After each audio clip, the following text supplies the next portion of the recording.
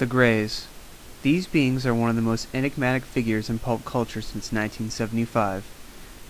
When we see pictures of them, or their crafts, hear stories of late-night abductions, many questions arise. Questions like, who are they? Where do they come from? Do they control the government? For what reason have they conquered faster-than-light travel, tamed the tempests of the stars, and traversed its seas until one day they reached our pale blue dot we call Earth, and perhaps for the first time laid eyes upon another sentient race, decided as any advanced super-civilization would, that the proper course of action to take upon meeting these Earthlings would be to stick things in their asses and have freaky sex with them? I'm only going to answer one of these questions. No, not the freaky sex one. That'll be the next video. Instead, I will be demystifying the origin of the Greys. This story doesn't start where most of you probably think it does. Not at Area 51, not in some military lab, not in our distant past, nor in some spooky backwoods encounter. No, the origin story is far more humble, modern, and banal than most suspect. It begins in the nightmares of an attention-starved occult and UFO-obsessed social worker named Betty Hill, and the poor fuck that married her, Barny Hill. After having a series of vivid nightmares, commonly referred to as sleep paralysis, symptoms including paralysis, vivid, sometimes horrifying hallucinations, feelings of falling or floating, in the sense of an unseen presence, Betty began to believe that these dreams were repressed memories, dreams of bizarre aliens and experiments. Barny, much to his credit, didn't remember these abductions until he had months of help from a hypnotherapist that Betty forced him to see. Grey believers tend to think that the result of these recovered memories is this. But that is not true. This image is a result of multiple minds, time, and mass delusion. Barny and Betty's account of how these beings appeared has changed wildly throughout the years, but the most dramatic changes came fairly soon during Barny's hypnosis therapy.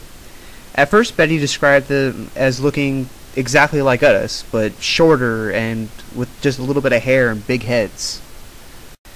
After one session, however, Barny's account changed this image just a little bit. Now they looked like this. Yes, like Nazis. Short Nazis with bulbous heads. This recollection under hypnosis is not surprising when you take into account the fact that Barny was a World War II veteran. Look at this picture. Look at the bulbous helmets. You can see how he could recall this under hypnosis. The next change came after Barny Hill watched an episode of The Outer Limits entitled The Bolero Shield. His Nazi aliens turned into the jumpsuit-wearing / naked aliens with wraparound eyes that we know today. The wraparound eyes was significant because it was a rarity in science fiction back then.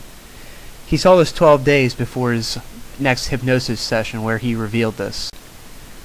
These sessions went on for some time. I'll spare you the details, but I will give you a link in the description box which will lead you to them if you want to. It's a bunch of silly crap. But I will tell you what Dr. Simmons concluded, the hypnotist. He stated that Barny's recollection of the UFO encounters were a fantasy inspired by the dreams of Betty Hill. Betty Hill, being the fruitcake that she was, just wasn't going to buy that.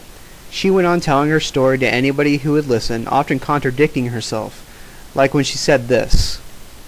From 1961 to 1965, Barny and I have not seen another UFO.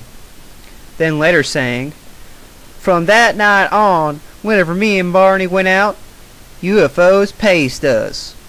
She also claimed, I'm a member of the U.S. Committee of the United Nations.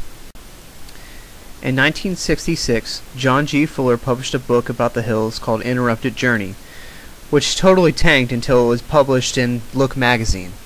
Then it became a mega hit, especially in the UFO community. That book became a made-for-TV movie in 1975 called The UFO Incident. This is where the Greys really came into being, the final touches being added by NBC artists. 1975. I mentioned this year earlier in the video.